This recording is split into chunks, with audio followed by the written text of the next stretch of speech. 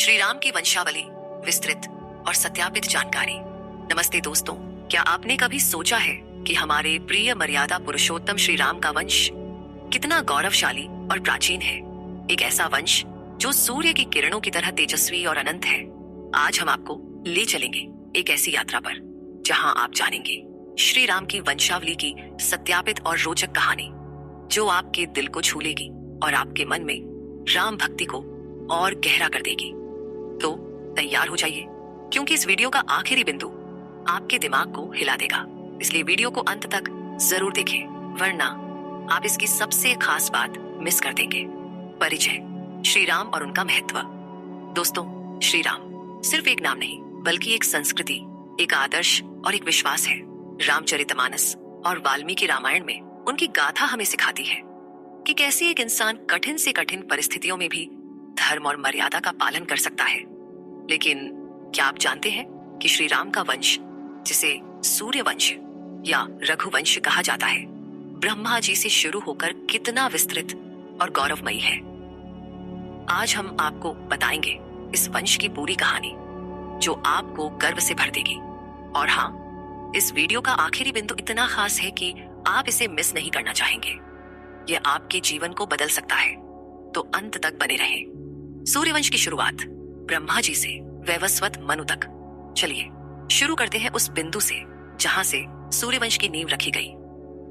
वाल्मीकि रामायण बालकांड सर्ग 70 के अनुसार सूर्यवंश की शुरुआत भगवान ब्रह्मा जी से होती है। ब्रह्मा जी के पुत्र थे मरीचि, मरीचि के पुत्र हुए कश्यप, कश्यप के पुत्र थे विवस्वान, जिन्हें हम सूर्यदेव के नाम से जानते हैं। सूर्यदेव के पुत्र थे वैवस्वत मनु, जो पृथ्वी के पहले राजा माने गए। इन्हीं वैवस्वत मनु के कारण इस वंश को सूर्यवंश कहा गया।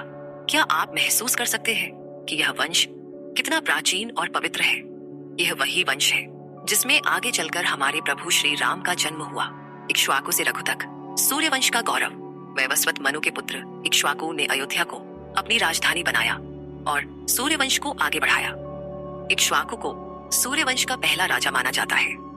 उनके बाद इस वंश में कई महान राजा हुए, जैसे कुक्षी, इक्ष्वाकु के पुत्र, विकुक्षी, कुक्षी के पुत्र, बाण, विकुक्षी के पुत्र, अनरण्य, बाण के पुत्र, पृथु, अनरण्य के पुत्र, त्रिशंकु, पृथु के पुत्र, जिनकी कहानी स्वर्ग ले जाने की बहुत प्रसिद्ध है, धुंधुमार, यवनाश्व, मांधाता और फिर सगर, जिन्होंने गंगा को पृथ्वी पर लाने में महत्वपूर्ण भूमिका निभाई। इन राजाओं ने सूर्यवंश को इतना गौरवशाली बनाया कि यह वंश धर्म और शक्ति का प्रतीक बन गया। लेकिन दोस्तों, इस वंश का असली रत्न तो अब भी आना बाकी था। और हाँ, आखिरी बिंदु में एक ऐसी बात है जो आपके जीवन को राममय बना सकती है। तो अंत तक जरूर देखें। राजा रघु और रघुवंश की स्थापना।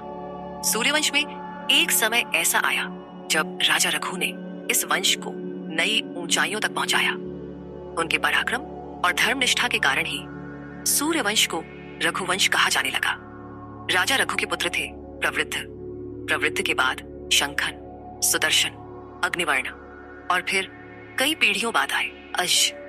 अज की पत्नी थी इंदुमती, जो विदर्भ की राजकुमारी थी। क्या आपने कभी सोचा कि यह वंश कितना शक्तिशाली और पवित्र रहा होगा, जिसमें हर राजा ने धर्म और सत्य का पालन किया? अगला हिस्सा और भी दिलचस्प है, क्योंकि अब हम बात करेंगे श्री राम के पिता राजा दशरथ की। और याद रखें, आखिरी बिंदु आपके लिए बहुत खास है, इसे मिस न करें। राजा दशरथ और श्री राम का जन्म वाल्मीकि रामायण के अनुसार अज के पुत्र थे राजा दशरथ, जो अयोध्या के महान राजा बने। दशरथ की 3 पत्नियां थीं।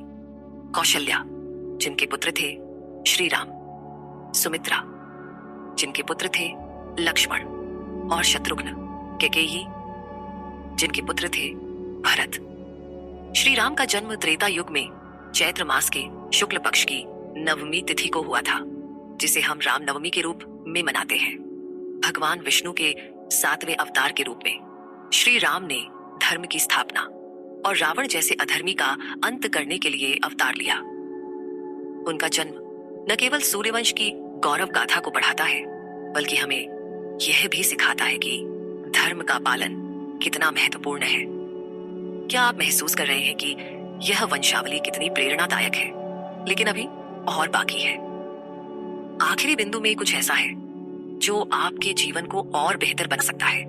तो स्किप न करें, अंत तक देखें। श्री राम का परिवार, सीता, लव और कुश।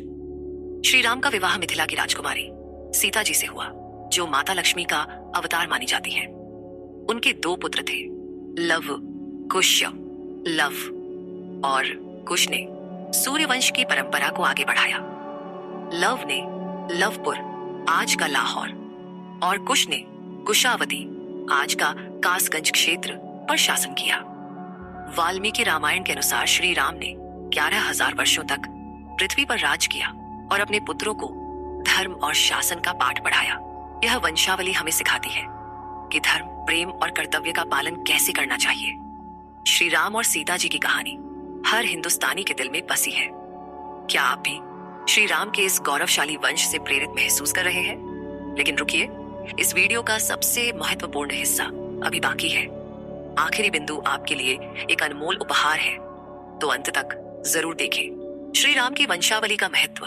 दोस्तों, श्री राम की वंशावली सिर्फ एक कहानी नहीं है, बल्कि यह एक प्रेरणा है।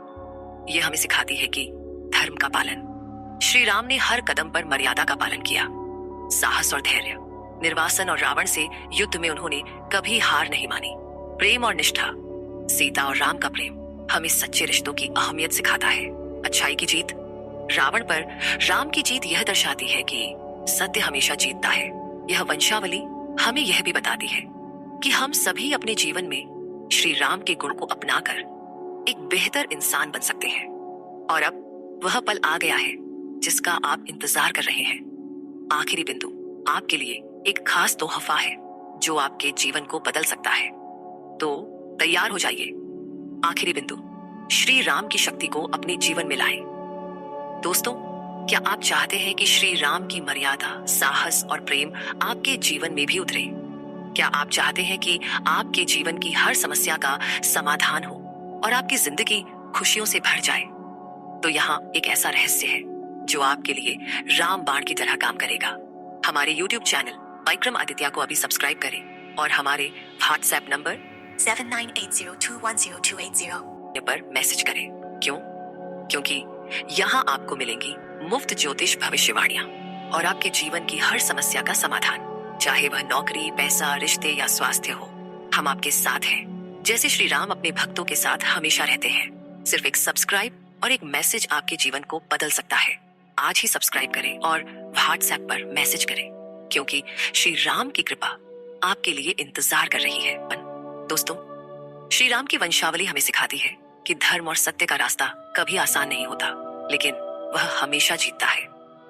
आइए हम सब मिलकर श्री राम के आदर्शों को अपने जीवन में उतारें। जय श्री राम।